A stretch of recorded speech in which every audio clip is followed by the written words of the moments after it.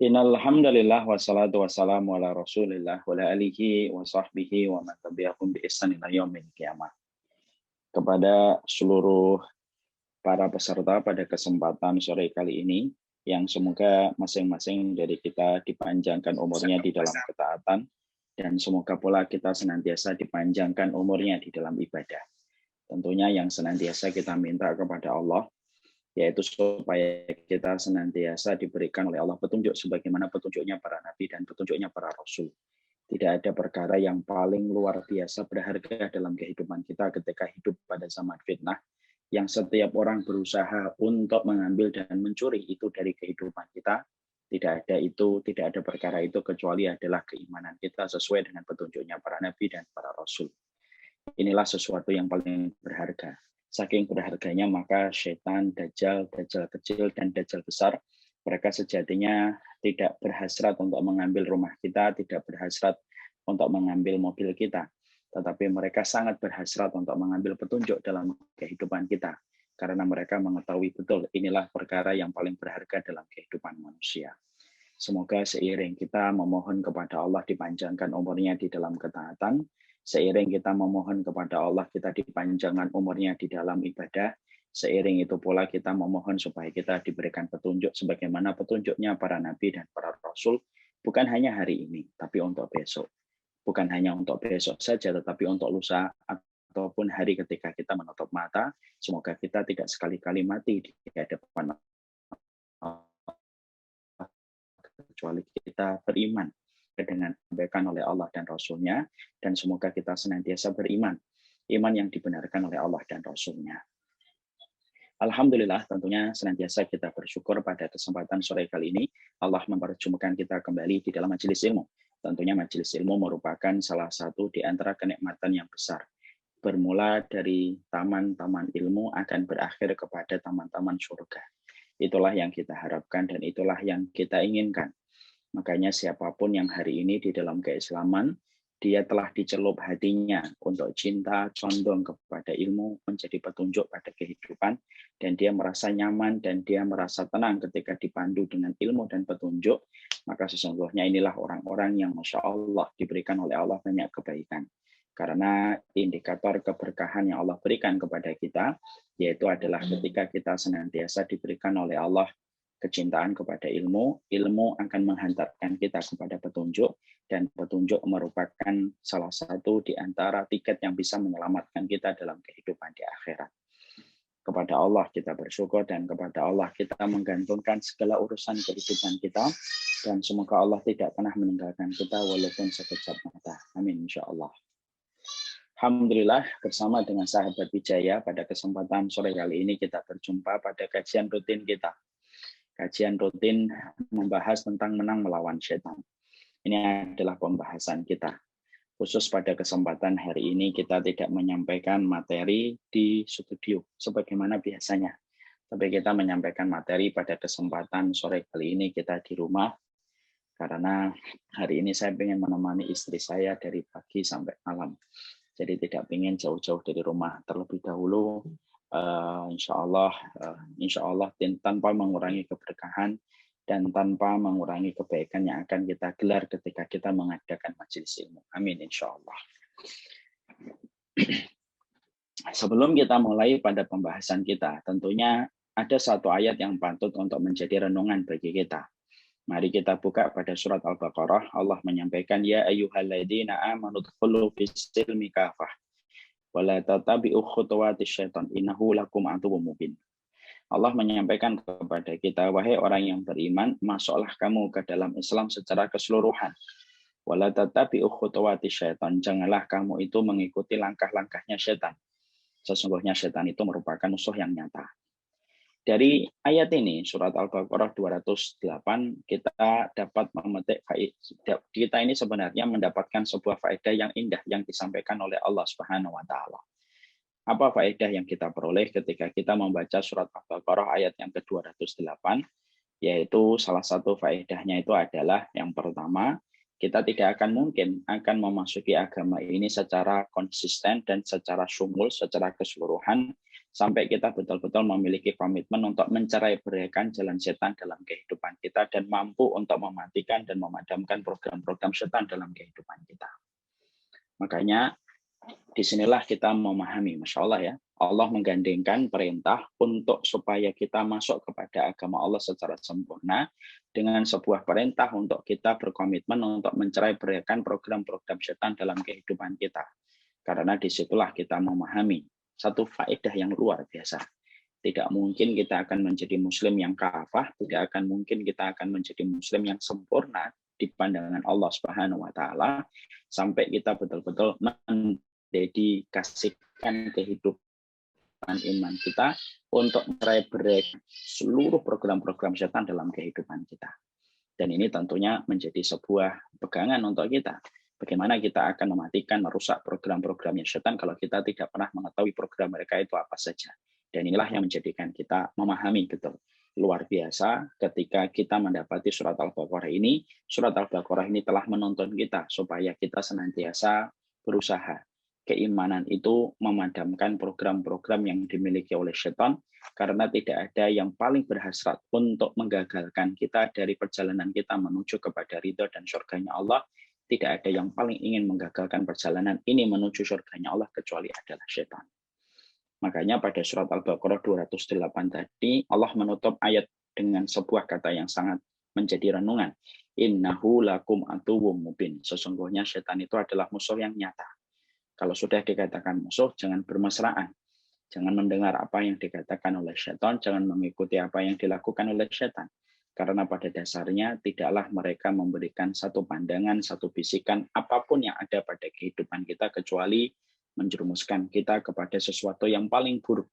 Dan sesuatu yang paling buruk itu adalah neraka.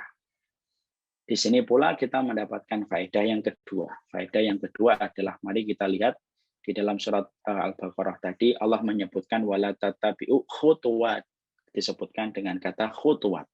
Khutuwat itu merupakan plural dari sebuah kata khutwah. Khutwah itu dalam bentuk mufrad tunggal.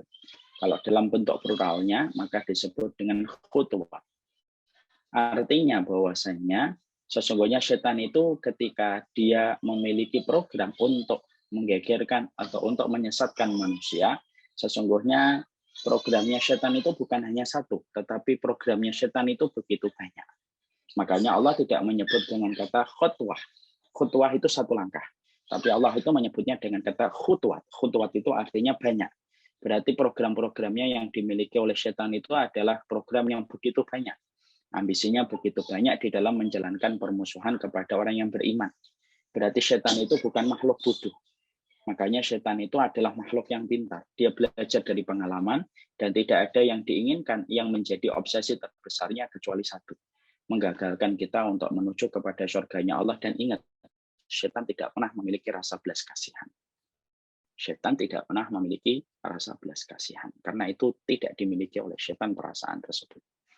Kalaulah setan itu memiliki rasa belas kasihan, nah tentunya kita masih bisa berharap supaya setan itu mengasihi kita atau setidaknya kasihan kepada kita dan tidak menggelincirkan kita kepada jalan Allah, dari jalan Allah. Tapi setan itu selain pintar, terukur, terorganisir, tersistematik, setan itu juga tidak memiliki kasihan. Dan inilah yang menjadikan setan itu membabi buta, melakukan apa saja untuk menjalankan program-programnya, untuk menjalankan seluruh ambisi dan seluruh jebakan yang dia miliki dengan cuma satu harapan, dengan satu goals. Goals-nya adalah supaya kita gagal menuju kepada surga Allah. Nah inilah yang menjadikan kita akhirnya betul-betul merenungkan tentang ayat ini. Masya Allah ya, berarti ayat ini surat Al-Baqarah 208 itu menegaskan kepada kita betapa besarnya permusuhan yang dibuat oleh setan. Tidak ada makhluk yang paling benci sama kita ketika kita melakukan kebaikan, ketika kita melakukan kebenaran, kecuali adalah setan. Walaupun kita dalam kondisi tidak melakukan apa-apapun, itu pun setan tidak akan pernah ridho dengan kehadiran kita. Karena dia tidak akan ridho melihat manusia sampai manusia itu diseret menuju kepada neraka. Dan itulah ikrar yang telah dia deklarasikan di hadapan Allah, bahwasanya dia ingin menyeret manusia sebanyak-banyaknya menuju kepada nerakanya Allah. Nah inilah yang menjadikan kita akhirnya paham Kenapa kita membahas buku Menang Melawan Setan? Karena materi ini merupakan materi yang penting. Karena iman itu tidak hanya melulu membicarakan tentang sholat. Iman itu tidak hanya melulu membicarakan tentang puasa. Iman itu tidak hanya melulu membicarakan tentang keutamaan sedekah. Tapi termasuk di antara pusaran keimanan adalah materi. Bagaimana kemudian kita menjadi orang, kemudian kita ini menjadi orang yang betul-betul senantiasa memahami tentang strategi setan, memahami tentang apa yang dilakukan mereka, memahami apa yang dilakukan dalam programnya iblis, karena dengan mengetahui itu, maka itu merupakan salah satu kunci kemenangan. Kunci kemenangan adalah ketika mengetahui strategi yang dilakukan oleh musuh yang ada pada kehidupan kita. Nah, inilah yang menjadikan kita harus memahami. Makanya kalau kita mendapati kata khutuwat yang kita dapatkan di sini, jadi kata khutuwat ini disebutkan oleh Allah juga menjelaskan kepada kita bahwasanya kalau setan itu gagal dengan satu jebakan, maka setan masih memiliki 1000 jebakan-jebakan yang lain. Kalau ada satu jebakan yang dibuat oleh setan, ada satu perangkap yang gagal dalam kehidupan kita, ketika kita mampu untuk melewati perangkap dan jebakan itu, ingat, para ulama sudah menyampaikan satu jebakan dan satu perangkap itu mampu kita lewati, masih ada 101 jebakan yang menanti, karena mereka tidak pernah letih dan tidak pernah lelah untuk menyerang manusia, karena mereka telah mengikrarkan bahwasanya hamba yang beriman adalah musuh yang tidak akan pernah dia merasa menyerah untuk menghadapinya. Makanya kan kita lihat ya, kalau setan itu mendapati seseorang manusia itu berubah, maka perubahan itu tidak menjadikan setan lalu stuck di satu program. Tapi setan juga merubah siasatnya kalau manusia itu berubah. Makanya sebagaimana perkataan dari Sa'id bin Musayyib, kan, Sa'id bin Musayyib itu mengatakan, setan itu memiliki sebuah jebakan dan perangkap yang selalu berubah sesuai dengan perubahan yang terjadi pada manusia itu. Kalau ada manusia ketika mereka belum menikah, tidak ada yang dilakukan setan kecuali mempertemukan terus, menjadikan setiap kekurangan, menjadikan setiap kelemahan itu dianggap menjadi sesuatu yang bisa diterima kalau orang pacaran. Makanya orang pacaran itu 1 jam terasa 1 menit, 2 jam terasa 2 menit. Karena apa? Karena setan memberikan bumbu dan rempah-rempah yang kuat supaya mereka semakin bermaksiat kepada Allah, ujungnya supaya terjadinya perzinahan. Ya, supaya terjadinya perzinahan. Padahal kemudian kita tahu ya, perzinahan itu Masya Allah, perzinahan itu menghilangkan 4 sekaligus. Menghilangkan akal, menghilangkan kehormatan, menghilangkan nasab, ya, kemudian menghilangkan harga, kemudian menghilangkan akal, menghilangkan nasab, menghilangkan kehormatan, dan menghilangkan harga diri seseorang. Makanya kemudian setan itu tidak ada yang mereka lakukan kalau mereka mendapati ada manusia saling suka, kecuali setan akan membangun jembatan untuk menghubungkan mereka supaya semakin bertemu, puncaknya dari pandangan mata bertemunya dengan kemaluan, sehingga terjadilah perzinahan yang dibenci oleh Allah. Tapi kalau manusia itu sudah menikah, setan tidak kemudian memakai strategi yang sama. Kalau orang sudah menikah, strateginya setan kemudian berubah. Yang asalnya dipertemukan, setiap kekurangan dianggap menjadi kebaikan, setiap kelemahan dianggap menjadi sebuah keistimewaan yang bisa disabari. Kalau pas pacaran, ketika menikah, maka strateginya setan langsung berubah. Strateginya setan itu adalah bagaimana menjadikan manusia itu langsung menjauh, setiap perkara kecil bisa menjadi besar, yang dulunya 1 jam terasa 1 menit, sekarang dibalik, 1 menit terasa 1 jam. Setiap perkara kecil bisa menjadi sebab pertengkaran hebat di dalam keluarga itu. Dan ternyata tidaklah terjadi sebuah pertengkaran kecuali selalu ada campur tangannya setan. Karena tidak ada yang diinginkan setan kecuali ketika mendapati orang sudah menikah kecuali satu. Bagaimana orang yang menikah itu mampu untuk dipisahkan.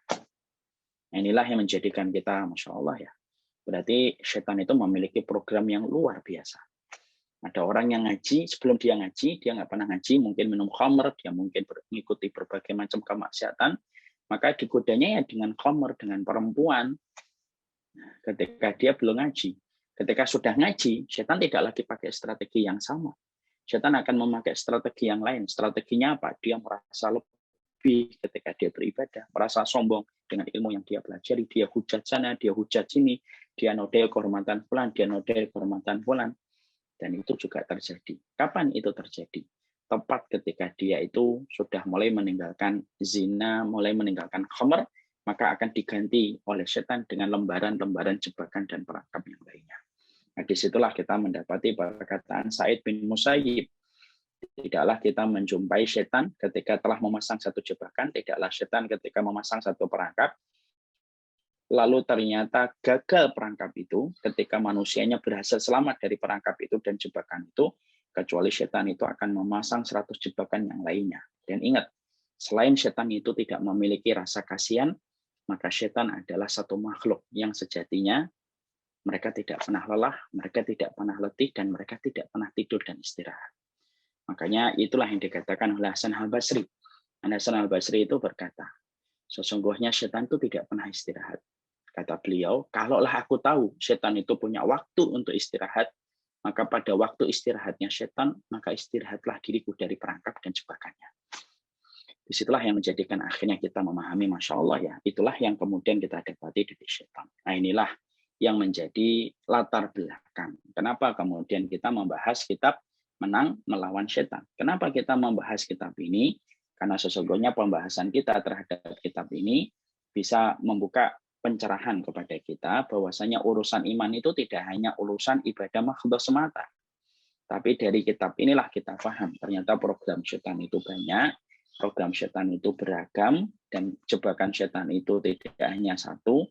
Bahkan kalau kita selamat pada satu jebakan dan kita selamat pada satu perangkap, maka ada jebakan dan perangkap-perangkap berikutnya. Yang kalau kita tidak mendapatkan ilmunya dan tidak mendapatkan referensi tentang masalah itu, maka kemudian dikhawatirkan kita akan terperangkap. Karena biasanya orang yang tidak tahu akan lebih mudah untuk dikibuli. Orang yang tidak mengerti akan lebih mudah untuk ditipu. Dan itulah yang kita harus mengerti. Makanya kalau kita bertransaksi, ada penipu, dia pasti akan mencari orang yang mudah ditipu. Kapan? Ketika orang yang akan ditipu adalah orang yang tidak tahu terhadap transaksi yang akan mereka lakukan. Maka ini mudah ditipu. Maka begitulah yang kita harus paham. Setan itu paling senang kalau ada di antara manusia yang mereka itu tidak pernah peduli tentang ilmu, tidak pernah mengkaji tentang petunjuk yang Allah sampaikan, salah satunya tentang apa yang dilakukan oleh setan, programnya apa. Kalau ini tidak pernah diketahui, kalau ini tidak pernah dipelajari, maka setan itu akan senang. Kenapa? Lebih mudah mengibuli dan lebih mudah menipu orang-orang yang tidak pernah memiliki basic referensi pada kehidupan mereka. Itulah yang kemudian menjadikan kita membahas tentang masalah ini. Setelah kita kemudian membahas ini, kita kemarin telah membahas, yaitu halaman yang ke-20. Kemarin kita telah membahas halaman 21, 22, 23. Bagi yang memiliki buku, silakan dibuka. Bagi para sahabat Wijaya yang sudah memiliki buku PDF-nya, silakan dibuka halaman ke-23. Di situ kemudian kita mendapati bahwasanya kemarin langkah-langkah dan jebakan yang dibuat oleh setan ketika menyesatkan manusia berpijak dengan apa yang dijelaskan oleh Imam Ibnu Qayyim. Imam Ibnu Qayyim itu mengatakan bahwasanya ada 6 langkah yang dilakukan oleh setan ketika setan itu berusaha untuk menggelincirkan manusia menuju kepada kesesatan. Yang pertama yaitu adalah setan itu akan menjebak kita dan memberikan perangkap kepada kita dengan kesyirikan dan kekufuran.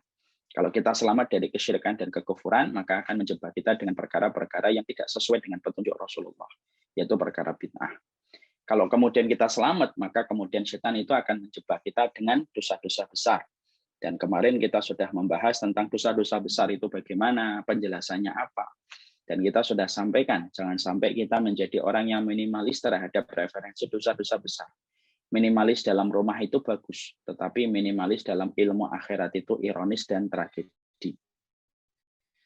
Makanya inilah yang menjadikan kita mengetahui itulah 3 langkahnya setan ketika setan itu menjebak kita supaya kita masuk kepada perangkap kesesatan yang dibuat oleh mereka. Sekarang kita akan menginjak kepada yang keempat. Yang keempat, apa yang dilakukan oleh setan? Kalau ada seseorang itu dipasang perangkap dengan kesyirikan, dia mampu melompat, dia selamat. Dipasang dengan bid'ah, dia mampu untuk melompat dan dia mampu selamat. Kemudian dia dipasang lagi dengan dosa besar dan dia ternyata berkomitmen untuk meninggalkan dosa besar, maka setan itu tidak merasa gagal. Karena setan tidak pernah merasa gagal. Setan tidak pernah merasa gagal. Setan itu tidak pernah merasa letih. Maka setan itu kemudian akan memasang jebakan yang keempat. Jebakan yang keempat itu apa? Dosa-dosa kecil. Nah, ini kemudian akan dipasang oleh setan. Ranjau ini akan dipasang oleh setan. Supaya kemudian manusia yang mereka itu takut dengan dosa besar, dibuat bagaimana hatinya, pikirannya, supaya dia tidak takut berbuat dosa kecil. Tanpa disadari oleh orang yang melakukan dosa kecil, bahwasanya dosa kecil kalau diremehkan, maka bisa berakibat kepada dosa besar di sisi Allah Subhanahu wa Ta'ala.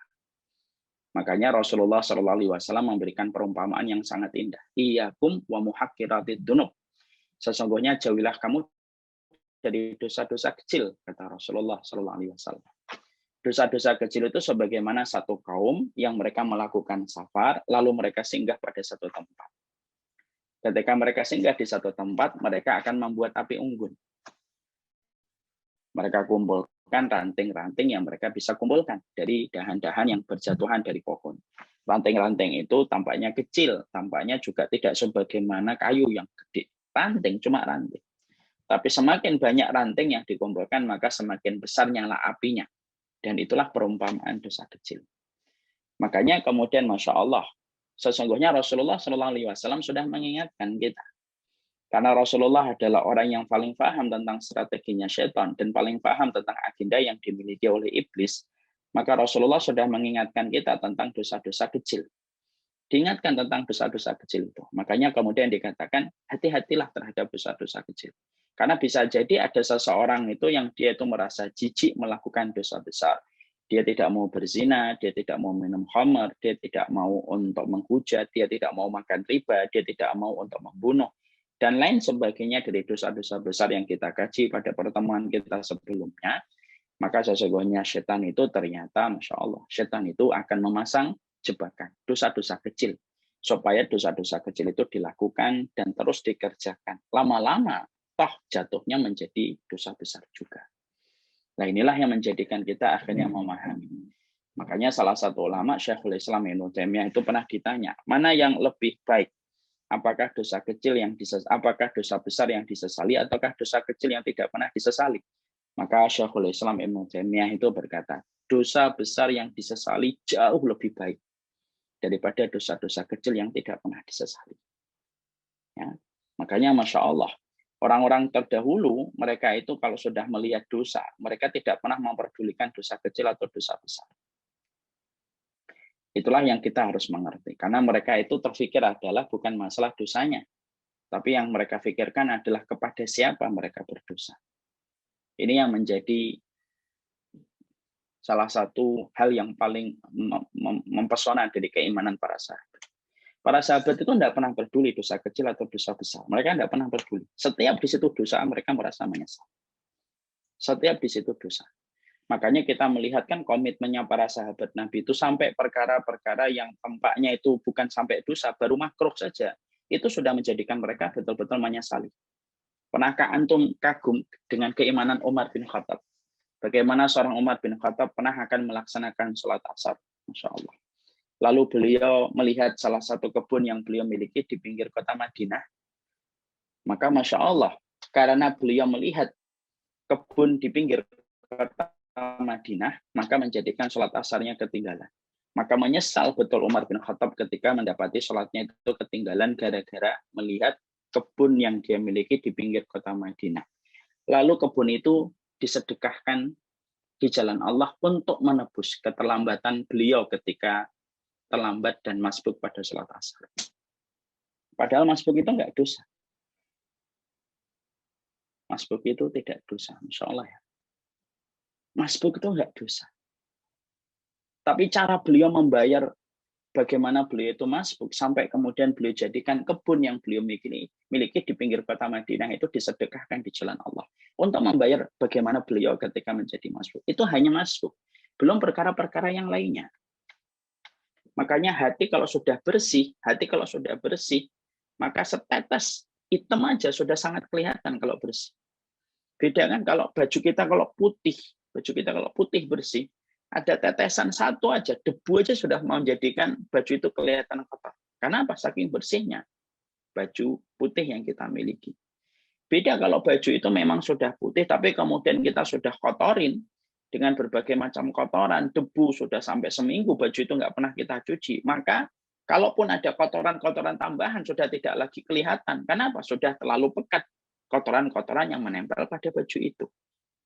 Itulah perumpamaan dari hati. Perumpamaan hati itu kayak gitu. Jadi perumpamaan hati itu ya sebagaimana semacam itu. Hati itu kalau bersih, setetes saja, maka kemudian langsung kelihatan. Tapi kalau hati sudah kotor, tetesan hitam banyak, karena sudah permukaannya sudah hitam, maka kemudian tetesan tambahan-tambahan yang baru pun tidak akan terasa. Orang kalau terbiasa makan micin, maka dia makan micin terus tidak akan pernah tenggorokannya memberikan sinyal dan memberikan alarm untuk dirinya. Tapi perhatikan kalau ada orang yang gaya hidupnya itu gaya hidup yang sehat. Orang itu kalau gaya hidupnya itu gaya hidup yang sehat, baru kena makanan micin dikit itu langsung kemudian dia batuk-batuk dan kerasa itu di tenggorokannya. Kenapa kok dia kerasa? Padahal temannya nggak kerasa. Karena temannya terbiasa makan micin. Akhirnya micinnya banyak pun dia tidak akan pernah merasa. Kenapa dia langsung batuk-batuk, kemudian tubuhnya memberikan alarm? Karena tenggorokannya memang nggak pernah kesentuh dengan micin. Makanya Masya Allah, inilah yang menjadikan akhirnya kita memahami, Masya Allah ya, bahwasanya di antara yang dilakukan oleh setan itu ya, setan itu tidak pernah berputus asa. Jadi kalau kita selamat dari syirik, kita selamat dari bid'ah, kita selamat dari dosa besar, maka setan itu tidak akan pernah mereka berputus asa, membuat dosa-dosa kecil supaya mata kita itu meremehkan dosa-dosa kecil itu. Makanya perumpamaan yang disampaikan oleh Rasulullah itu begitu indah. Jauhilah perkara dosa kecil, karena kedudukan dosa kecil di sisi Allah sebagaimana ranting yang kalian kumpulkan. Semakin banyak ranting yang kalian kumpulkan, semakin besar nyala api yang kemudian kalian akan dapatkan. Dan itu menunjukkan kepada kita, Masya Allah, itulah kemudian dosa kecil. Makanya para sahabat itu orang yang mempesona. Bukan hanya bagaimana mereka menjalankan ibadah, tapi para sahabat itu mereka mempesona dalam komitmen mereka untuk menghindari dosa-dosa. Tidak mereka pedulikan dosa besar atau dosa kecil. Karena yang mereka ketahui, kepada siapa mereka berbuat dosa, itulah yang lebih mengkhawatirkan dan menakutkan untuk mereka. Makanya ada perkataan dari seorang sahabat, yaitu adalah dari salah satu sahabat. Sungguh kalian itu sudah mengetahui berbagai macam amal yang menurut pandangan itu lebih lembut daripada selai rambut. Padahal kami menyebutnya pada zaman Rasulullah itu termasuk perkara yang bisa membinasakan. Ya. Jadi sampai kemudian ada seorang sahabat itu berkata, kalian itu melakukan satu dosa. Yang kalian ketika melakukan dosa itu, kalian merasa bahwasanya itu dosa itu sebagaimana selai rambut. Tanpa kalian sadari, apa yang kalian anggap sebagaimana selai rambut itu, ternyata kami dulu pada zaman Rasulullah, kami menganggapnya itu perkara yang betul-betul bisa merusakkan bisa kemudian menghancurkan kami dalam kehidupan kami di hadapan Allah. Ya. Jadi ternyata hari ini zaman fitnah itu apa sih? Zaman fitnah itu bukan hanya campur aduknya antara yang hak dengan yang batil. Zaman fitnah itu bukan hanya bagaimana kemunafikan tersebar di mana-mana. Tapi termasuk salah satu di antara konsekuensi zaman itu disebut zaman fitnah itu apa? Dosa-dosa besar itu dianggapnya jadi dosa-dosa kecil. Yang mana ketika ada orang yang melakukan dosa besar itu seakan-akan itu bukan dosa besar, itu dosa kecil biasa aja, nggak usah ketakutan, biasa aja hidup itu nggak usah ekstrim, nggak usah berlebihan. Padahal bisa jadi ketika itu terjadi pada zaman Rasulullah Shallallahu Alaihi Wasallam, bisa jadi masalah itu masalah yang membuat mereka nggak bisa tidur. Itulah di antara zaman fitnah hari ini kan. Kita mendapati, Masya Allah ya, sekarang itu kalau dosa besar itu kan kayak dosa kecil, dosa itu tanpa apa. Makanya sampai orang-orang yang beriman itu berkata, zaman fitnah itu dosa besar itu tampak kecil. Nah dosa kecil ya tampak tidak menjadi dosa. Orang memaklumi, sudahlah dimaklumi. Dan akhirnya menjadi sebuah tatanan dan tuntunan dosa-dosa kecil itu sebagaimana dosa-dosa besar menjadi tatanan dan menjadi tuntunan. Padahal kemudian kita harus paham. Jangan remehkan sesuatu yang kecil. Karena bisa jadi yang kecil itu akan merusak banyak perkara dalam kehidupan kita. Makanya kemudian kita akhirnya dapati setidaknya ada 4 perkara. Dosa kecil itu bisa akhirnya menjadi dosa besar. Dan kita harus tahu 4 kondisi. Yang mana dosa kecil itu bisa menjadi dosa besar, sadar atau tidak sadar. Ya. Jadi kalau kemudian kita itu melakukan dosa, walaupun itu asalnya dosa kecil, misalkan memandang, lalu kita anggap itu dosa kecil, lalu kemudian kita terus melakukannya. Maka itu bisa menjadi dosa besar. Insya Allah. Maka kemudian apa 4 kondisi? Ketika dosa kecil itu bisa menjadi dosa besar. Ketika kemudian kita melakukan 4 kondisi tersebut. Ya. Yang pertama, dosa kecil itu bisa menjadi dosa besar ketika sudah menjadi kebiasaan dan dilakukan terus-menerus.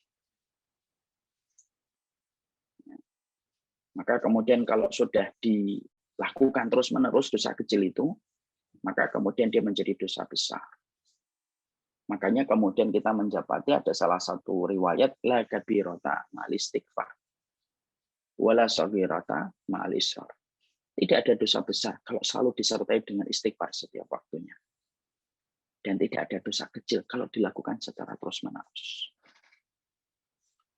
Dosa kecil, asalnya dosa kecil.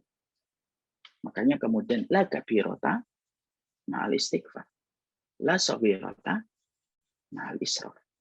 Tidak ada dosa besar jika dihapus dengan istighfar. Dan tidak ada dosa kecil kalau dilakukan secara terus-menerus. Ya. Makanya setan itu selalu menganggap bahwasanya setan itu menjadikan manusia itu memiliki sebuah konsep kesimpulan. Alah dosa kecil, enggak apa-apa. Wajar kok kamu melakukan ini itu wajar. Kan begitu ya, setan itu, Masya Allah, ya, semoga Allah mengampuni kita. Kita ini sering sekali memberikan alasan atas dosa kita. Ya Allah, ya Allah. Kita selalu mengatakan kepada dosa-dosa yang kita lakukan, enggak apa-apa, kok wajar yang lain melakukan kok. Padahal dosa-dosa kecil kalau sudah kita berikan perwajaran, kemudian kita sudah memberikan permakluman, kita maklumi dosa-dosa kecil itu. Enggak ada dosa kecil kalau sudah dimaklumi. Enggak ada dosa kecil kalau sudah dilakukan terus-menerus. Sebagaimana tadi yang dikatakan oleh Rasulullah, sebagaimana ranting.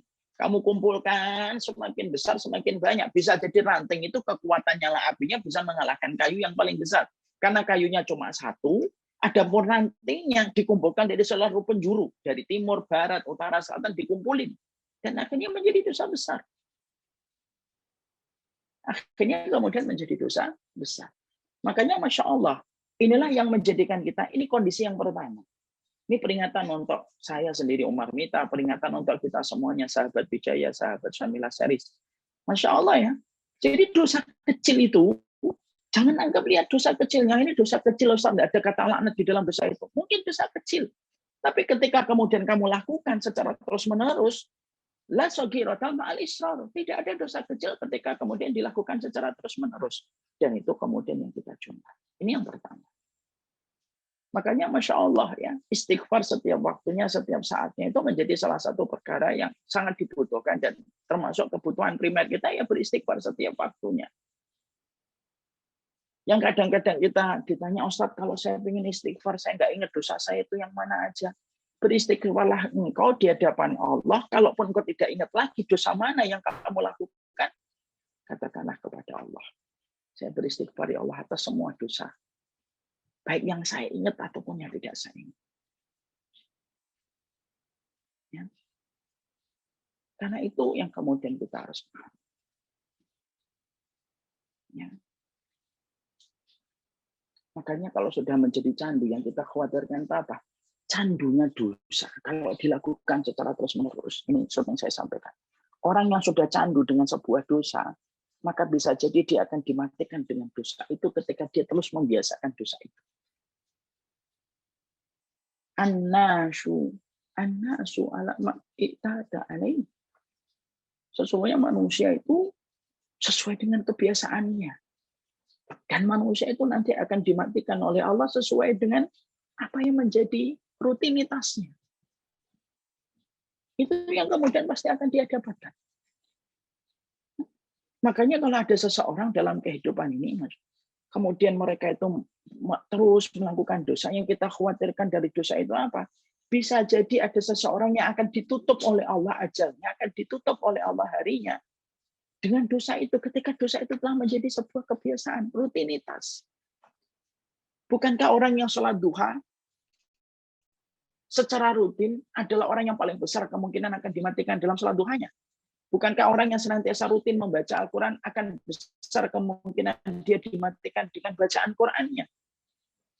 Bukankah orang yang senantiasa mereka datang ke masjid akan besar kemungkinan dia dimatikan ketika dia berada di masjidnya?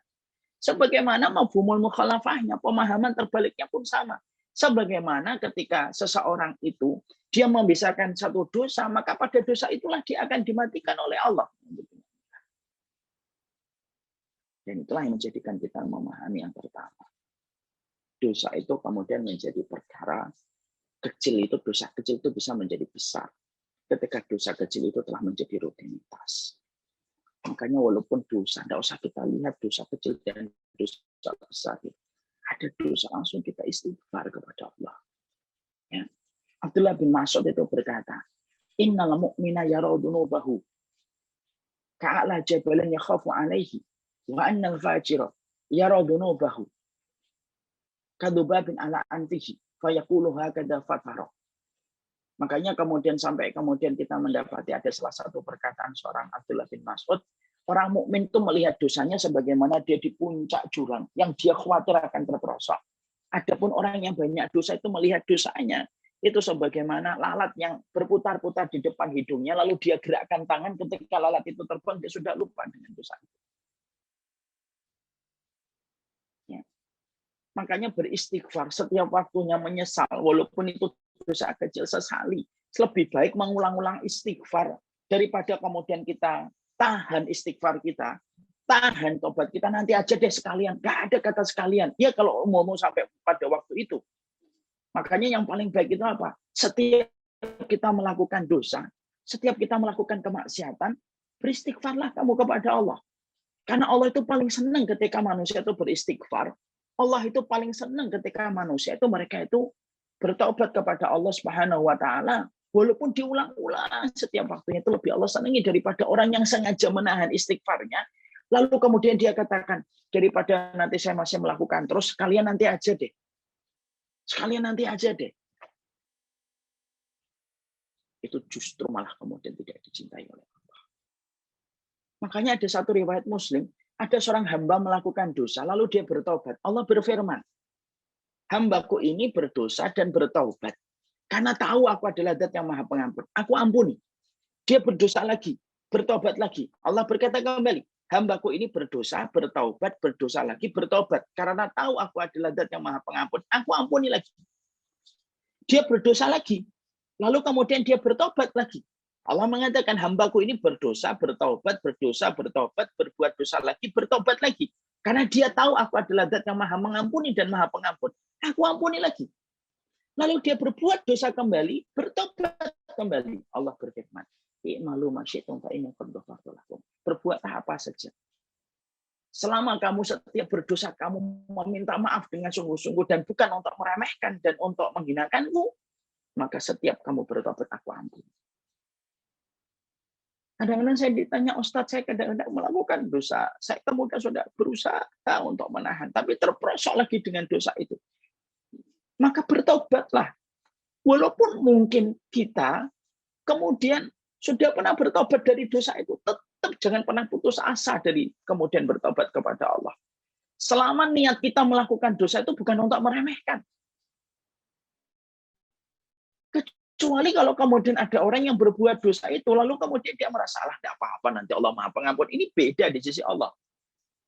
Kalau ada orang sudah menahan dari dosa, dia menahan, dia tahan, tapi kemudian hawa nafsunya yang berkolaborasi dengan setan akhirnya memperosokkan dia sampai kemudian dia melakukan dosa itu, kemudian dia bertobat, lalu dia menahan lagi, tapi terperosok kembali. Berapapun dia bertobat, selama tobatnya bukan untuk meremehkan Allah, selama itu pula pasti akan diampuni oleh Allah. Makanya itulah yang menjadikan kita memahami dosa kecil itu bisa menjadi dosa besar kalau dilakukan secara kontinu dan dicanduin setiap saatnya. Yang kedua, kapan Kapan dosa itu akan menjadi besar? Dosa kecil itu kalau kemudian orang itu meremehkan dosa itu di hadapan Allah. Ya. Jadi kalau kemudian ada orang lalu dia meremehkan dosa itu, walaupun itu dosa kecil, karena dia meremehkan itulah yang akhirnya menjadikan itu menjadi dosa besar. Dia berkata, "Alah, enggak apa-apa, masalah kayak gini wajar kok."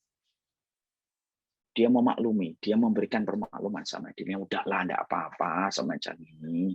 Udah dimaklumin aja gitu. Oh, wajar.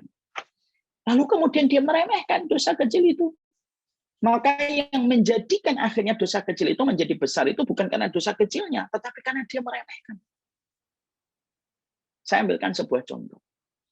Kita memiliki seorang teman, memiliki satu kesalahan. Kesalahannya sebenarnya masih bisa kita maafkan. Ya, contohnya dia meminjam motor kita nggak bilang. Ya, dia pergi kemana-mana, kita nyari motor karena nggak ada yang bilang pinjam sama kita kerepotan, khawatir. Mana motor saya ya? Setelah kita nyari setengah jam, dia datang. Dia kembalikan, ini motornya nih. Lupa saya tadi ngomong minta izin, saya pergi ke sana. Terus kemudian kita bilang, ya Allah, mau lain kali ngomong sebentar, kenapa sih? Kan bisa WA. Alah, gitu aja kok. Santai aja, kantum ini masalah cuma dipinjem motor aja kayak gitu. Santai aja, nggak usah kayak gitu.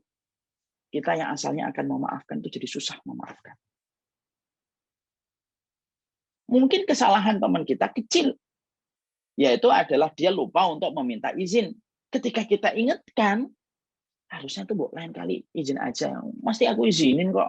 Cuma WA aja, WA sebentar kan enggak apa-apa gitu. WA sebentar kan enggak apa-apa gitu. Dianya malah kemudian ketawa-ketawa, nyindir-nyindir kita, lalu kemudian mengatakan kepada kita ini sok lebay, sok berlebihan. Kamu itu baru dipinjemin motor setengah jam aja, walaupun saya lupa bilang, dianggapnya masalah kayak gituan aja. Santai aja, udah cuma motor gini, harganya motor berapa sih nih paling-paling? Motor second kayak gini paling 5 juta. Nanti kalau hilang saya bayarin deh. Saya ganti 10 deh kalau motor cuma gini doang. Kira-kira kita sebagai orang yang tadi asalnya akan memaafkan, susah nggak kita memaafkan? Susah. Kenapa? Dia meremehkan kesalahannya. Itu contoh. Kenapa kemudian dosa kecil itu bisa menjadi sesuatu yang besar di sisi Allah kalau sudah diremehkan? Kalau sudah diremehkan, tidak apa-apa. Dan setan itu selalu akan membuat syair-syair hati. Dia akan membuat sajak-sajak jiwa. Supaya kemudian syair-syair hati itu apa? Memaklumi dosa itu. Ya nggak apa-apa. Kecil kok. Allah Maha Pengampun. Allah Maha tahu. Alah gini aja juga Allah pasti juga nggak terlalu nganggep kok. Santai aja deh. Meremehkan itu sama kayak teman kita. Hanya kesalahannya kecil karena dia lupa mengatakan pinjam. Tapi karena dia meremehkan, bahkan menganggap murah motor kita. Lalu dia berkata, kalau hilang saya akan ganti 10 deh motor kayak gini. Masalah kecil jadinya gede antara kita dengan dia. Kenapa? Dia sudah meremehkan motor kita, dia sudah meremehkan kelalaiannya, bahkan kemudian dia tidak menganggap itu menjadi perkara untuk menjadi evaluasi bagi dirinya. Itulah dosa kecil kalau kemudian kita ini nggak pernah sesali. Kan sering ya, antum dan saya sering nggak mendengar sajak-sajak yang dibuat oleh setan. Lah biasa, normal. Siapa sih manusia yang berbuat dosa? Nyantai aja, nyantai. Nanti kapan-kapan kemudian kita akan tobat deh. Itu syair-syairnya setan. Itu prosa-prosa indahnya iblis.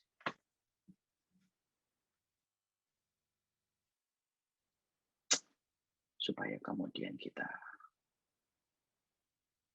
meninggalkan semua yang kita lakukan dan menganggap itu biasa. Mungkin setan tidak berhasil menjadikan kita melakukan zina.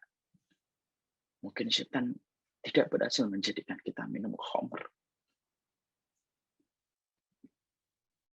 Mungkin setan tidak berhasil menjadikan kita membunuh orang.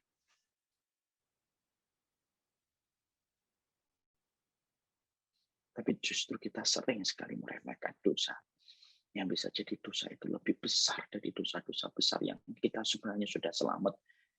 Tapi kita nggak sadar terbuai dengan prosa, sajak, dan syair-syair indahnya syaitan. Dan itu yang kedua.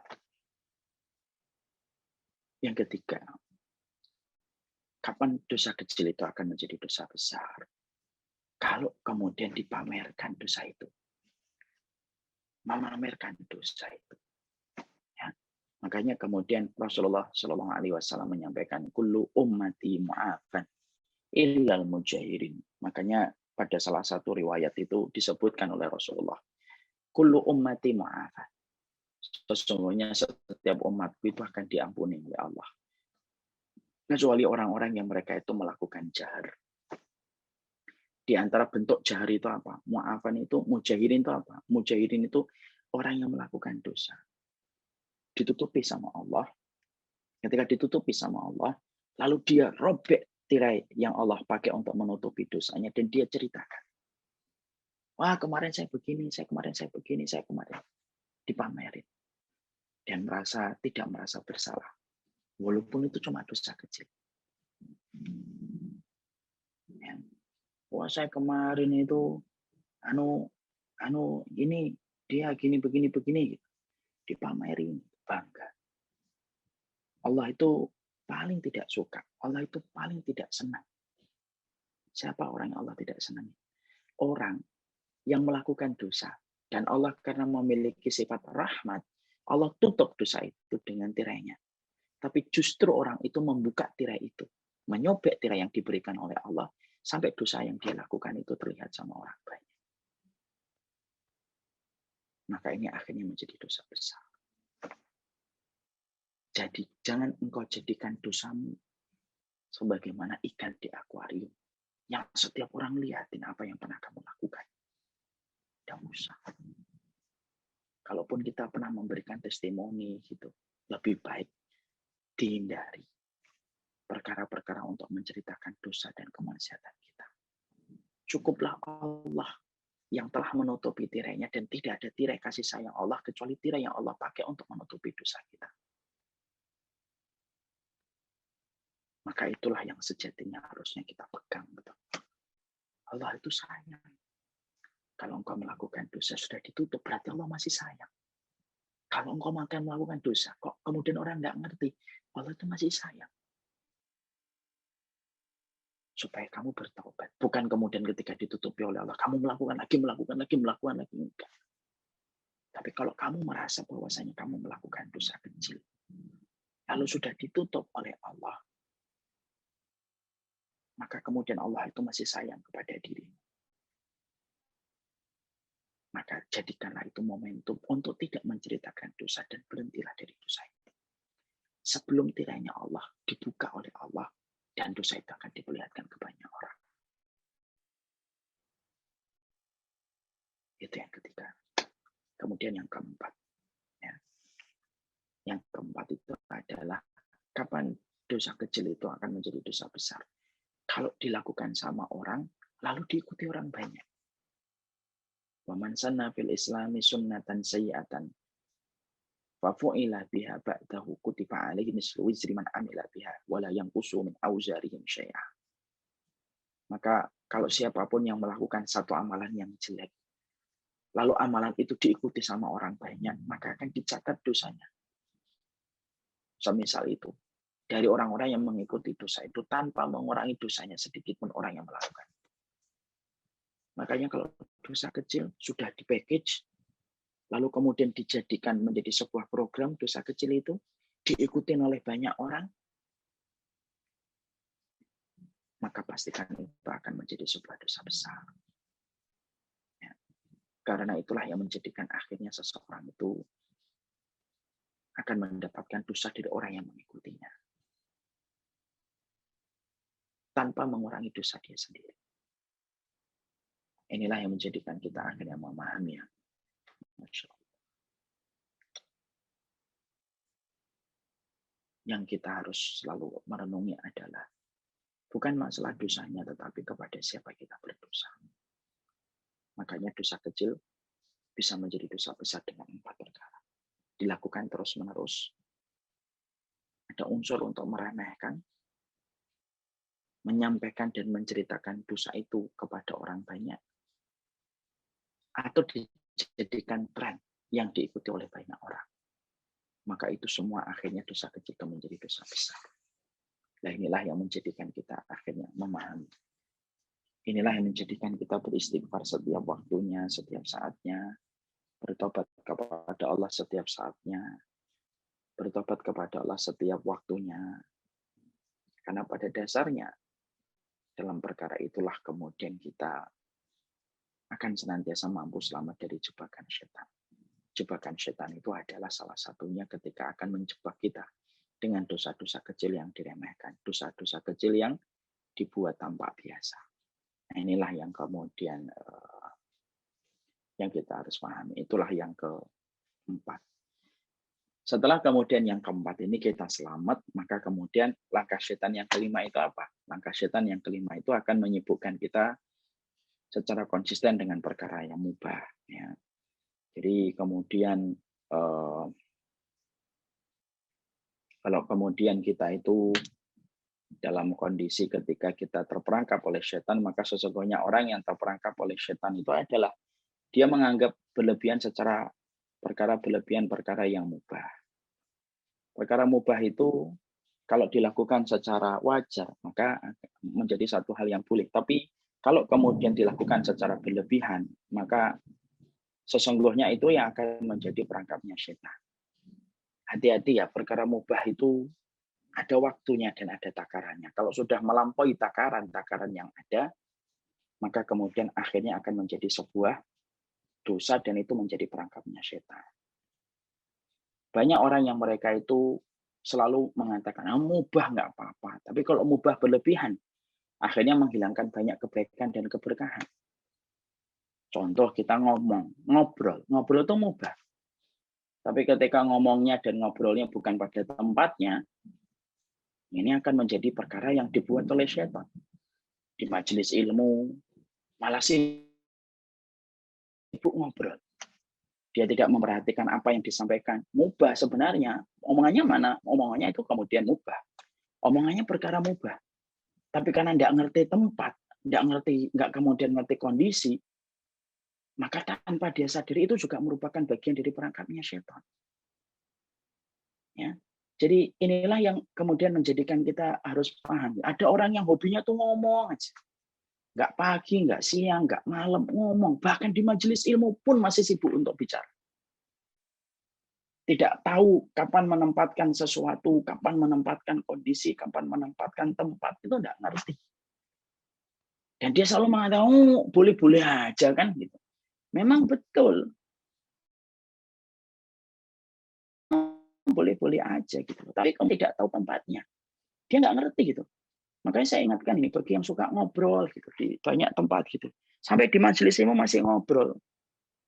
Itu maunya apa gitu. Di majelis ilmu itu masih ngobrol, ngomong gitu. Ya. Maka kemudian tuh yang dicari apa sih? Makanya kadang-kadang saya tuh suka bingung gitu. Ada orang datang jauh-jauh ke majelis ilmu, tapi setelah kemudian di majelis ilmu itu malah sibuk buka handphone. Memang betul sih buka handphone itu mubah gitu. Tapi ketika kamu melakukan secara berlebihan dan tidak pada tempatnya, maka itu merupakan bagian dari setan juga. Ngomong itu mubah, memang betul. Nulis itu juga mubah gitu loh. Ya, nulis itu juga mubah gitu loh. Tapi harus tahu tempat gitu. Harus punya rasa malu. Oh, ini malu ada kalimat Allah, ada kalimat Rasulullah yang disampaikan. Saya kemudian tidak akan sibuk dengan ngobrol. Walaupun itu perkara mubah. Banyak orang yang kemudian mereka itu sibuk dengan perkara-perkara mubah gitu, tanpa mereka sadari bahwasanya itu termasuk perkara besar. Dan itu menjadi jebakan setan. Setan mungkin tidak kemudian setan itu kemudian mungkin tidak akan kemudian menggoda kamu dengan perkara-perkara yang sifatnya dosa-dosa besar. Tapi setan itu pasti akan menggoda kamu dengan perkara-perkara mubah yang kamu remehkan. Ya. Dan salah satu yang sering saya lihat itu adalah tidak pandai menempatkan kapan harus ngobrol. Ngomong setiap waktunya gitu.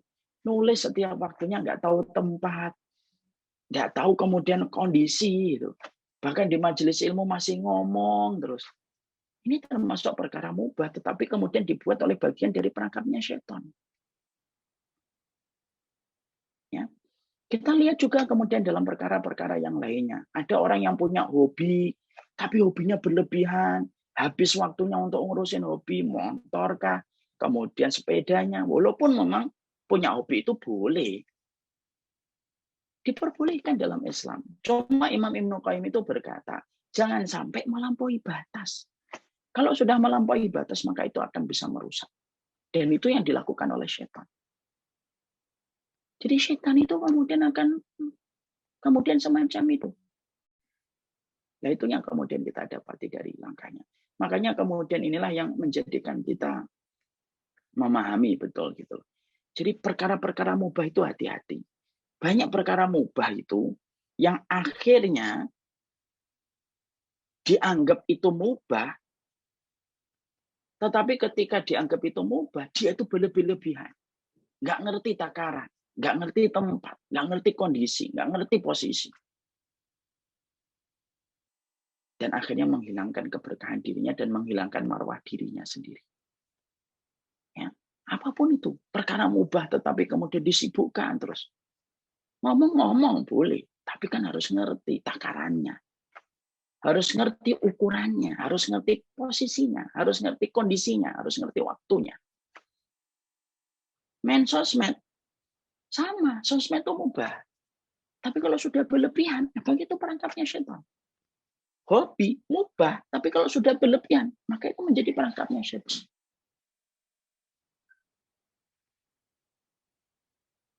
Ya, itu yang kemudian kita harus pahami. Maka itu yang kemudian kelima. Ini sekaligus pola untuk mengingatkan semuanya kalau sudah di majelis ilmu ini. Tujuan kita mengikuti majelis ilmu adalah mendatangkan keberkahan pada hati kita.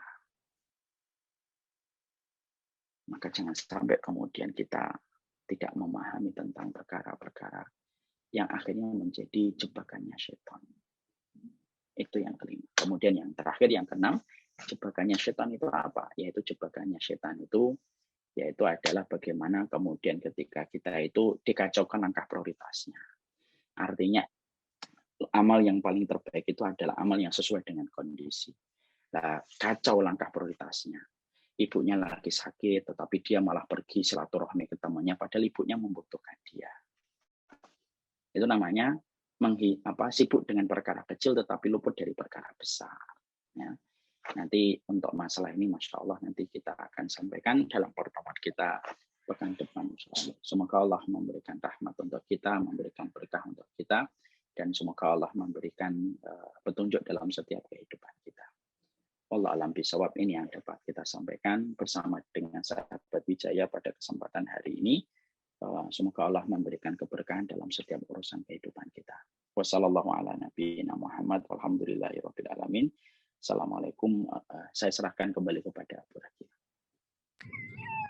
Masya Allah, jazakumullah khair Ustaz. Kita buka sesi tanya jawabnya. Insya Allah. Ini yang pertama Ustaz. Assalamualaikum. Ketika saya minta ampunan ke Allah dan ketika beristighfar, saya merasa istighfar saya itu tidak berakar dalam hati, seperti hanya ucapan semata. Dan juga saya sulit untuk menangis dalam perkara dosa. Itu bagaimana ya Ustaz? Antum sudah merasa bahwasanya istighfar antum tidak berakar dan antum sudah merasa bahwasanya antum susah menangis, itu sudah tanda baik, akhi. Keresahan itu sinyal kebaikan. Tinggal antum memperbaiki dan memperbaiki. Terus memperbaiki. Dimulai dari keresahan. Banyak orang yang mereka itu ketika tidak bisa nangis, banyak orang yang merasa tidak khusyuk ketika berzikir, tapi tidak pernah merasa. Makanya saya, Masya Allah ya, senang kalau antum aja sudah bisa merasa. Gelisah itu tanda kebaikan. Tinggal antum ikhtiarkan terus. Allah tidak akan pernah meninggalkan hamba yang selalu berikhtiar dalam setiap kebaikan. Allah. Masya Allah. Ya, selanjutnya Ustadz semoga sehat selalu. Nah, ini Ustadz, kalau kita menyukai K-pop tapi Amin. kita tahu batasannya hanya suka untuk selingan aja Ustadz. Apakah menyukai K-pop itu tidak apa-apa? K-pop apa ya? Itu. Laki-laki atau perempuan? Anonymous Ustadz. Kita ini ketika ngelihat lawan jenis secara terus-menerus dan mengagumi fisiknya, bukankah itu juga sebuah dosa kecil? Ya. Dan itu akan menjadi dosa besar ketika terus-menerus kita lakukan. Dan menjadi dosa besar ketika kita sudah mulai membayangkan. Mana ada orang yang melihat lawan jenis, apalagi orang yang tidak beriman sama Allah dan Rasul-Nya. Yang sejatinya kita membela dia mati-matian, tapi mereka juga nggak kenal kita. Dan mereka juga akan sibuk dengan urusan mereka nanti di akhirat itu. Kan itu merupakan perkara yang harusnya menjadi renungan. Allah alam bisawab. Masya Allah. Ya, nah ini baru kemarin nih Ustadz. Maaf, izin bertanya Ustadz nih dari Pak Arif Handoyo. Permainan catur untuk mengisi waktu luang itu boleh atau tidak Ustadz? Apakah hukum catur itu haram Ustadz? Ini memang terjadi perbedaan para ulama. Di antara para ulama itu, kalau tidak ada unsur judi dan yang lainnya tidak apa-apa. Tapi kalau saya tidak termasuk orang yang mengambil pendapat itu. Saya termasuk orang yang mengambil pendapat bahwasanya meninggalkan itu lebih selamat. Nah, tentunya pembahasan hukumnya sangatlah panjang. Ya, pembahasan hukumnya itu tidak bisa pendek, ya. Itu cukup panjang. Memang ada yang mengatakan boleh selama niatnya, selama tidak melalaikan waktu, selama kemudian tidak ada unsur judi. Gitu. Tapi kalau menurut hemat yang saya pilih, saya tidak memilih untuk menggunakan itu menjadi media saya untuk mengisi waktu. Allah alam bisawab, karena memang banyak ulama-ulama terdahulu yang mereka mengingkari tentang masalah satranji. Satranji itu adalah masalah catur. Allah alam bisawab. Nah ini Ustaz dari Pak Dwi Aprianto. Assalamualaikum Ustaz. Mungkin sedikit menyimpang dari tema. Sering saya mendapat kabar sekitar saya bahwa seseorang terjatuh di kamar mandi yang menyebabkan meninggal dunia atau jadi sakit fatal. Apakah itu ada sangkut pautnya dengan jin yang tinggal di dalam kamar mandi Ustaz? Jatuh di kamar mandi, apakah ada sangkut pautnya dengan jin di kamar mandi? Saya tidak tahu. Allah alam bisawab. La adri. Ya. Selanjutnya Ustaz.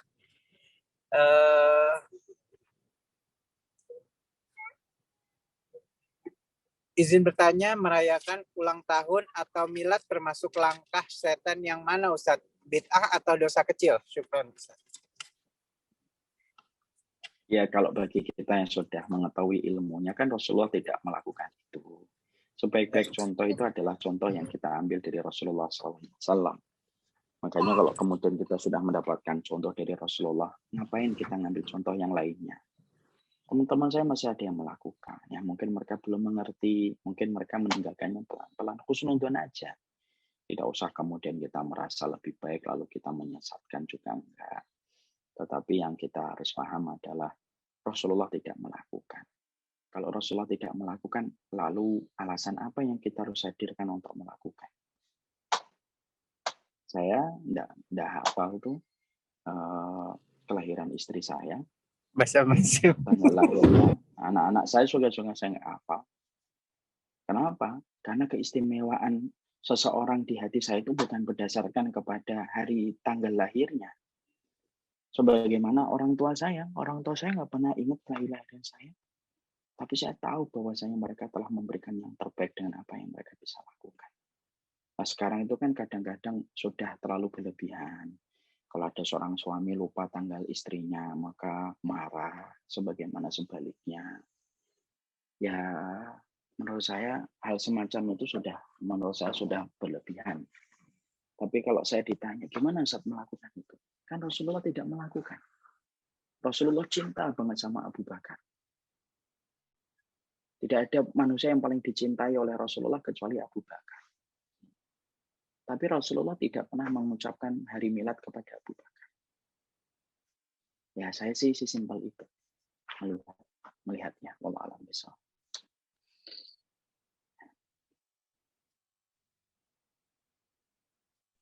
Selanjutnya, Ustaz,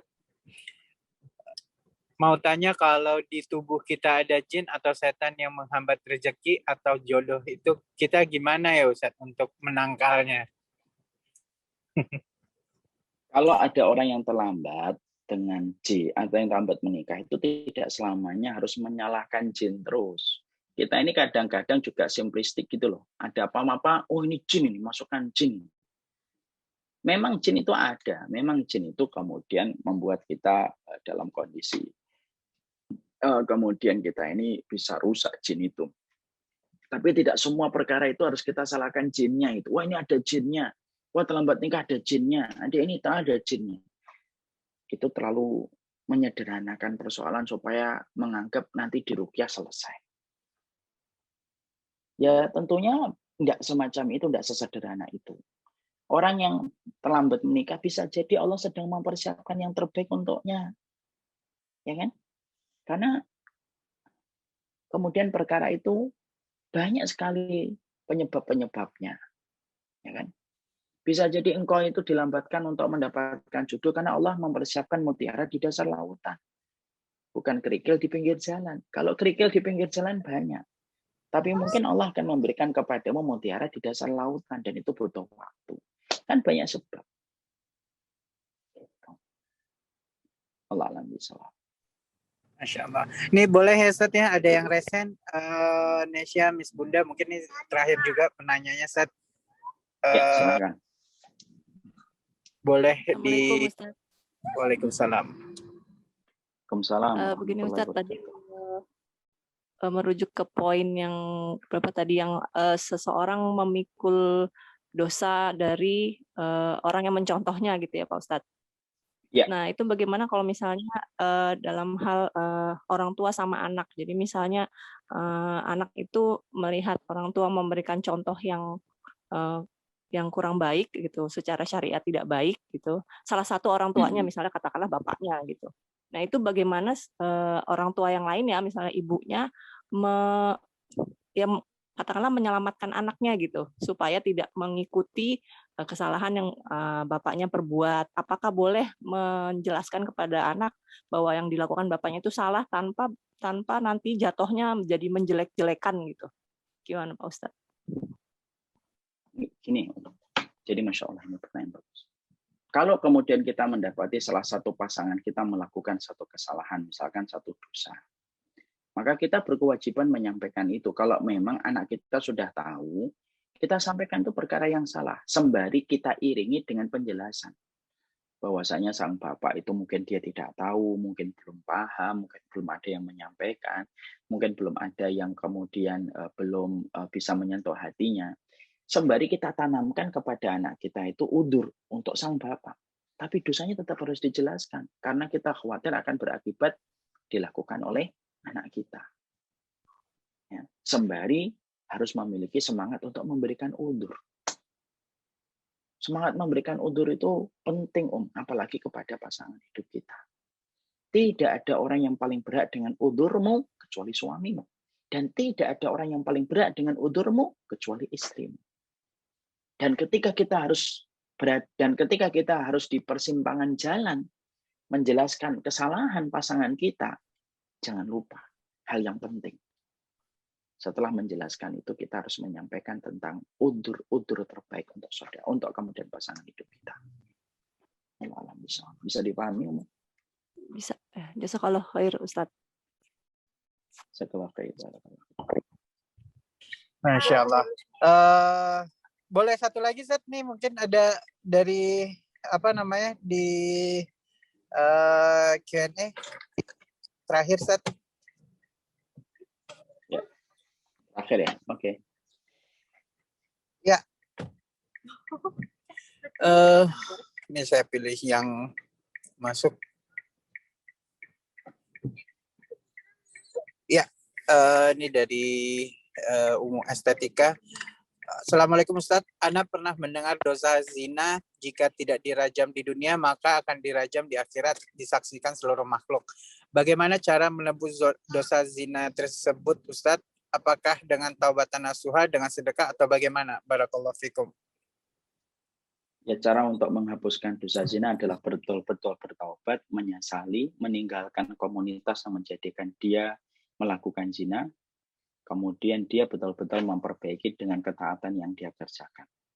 Lalu dia lakukan banyak kebaikan, salah satu di antara niatnya melakukan kebaikan itu, yaitu adalah untuk menghapuskan dosa zina yang pernah dia lakukan.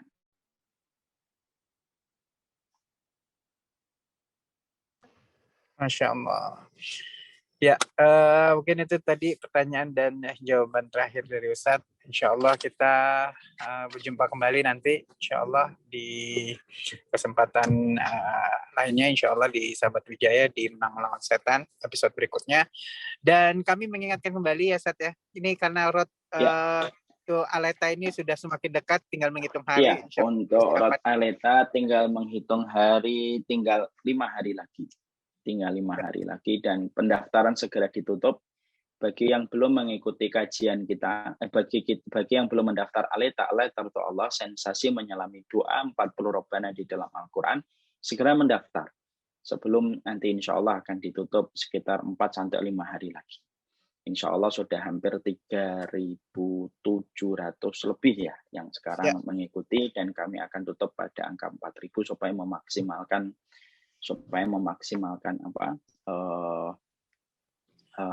pelayanan kita ya, dan kemudian broadcasting yang nanti kita akan lakukan. Pastikan kemudian segera untuk mendaftar sebelum nanti ditutup, nanti baru nanya bisa dibuka lagi atau enggak. Biasanya sering sekali kayak gitu ya. Silahkan cepat mendaftar, ikuti kajian Letter to Allah 12 hari berturut-turut secara online untuk membahas dan membedah 40 Robbana yang luar biasa dalam kehidupan kita, supaya Ramadan kita menjadi Ramadan yang luar biasa. Ramadan yang luar biasa itu adalah Ramadan yang selalu disertai dengan doa-doa yang khusyuk dari hati yang khusyuk. Masya Allah.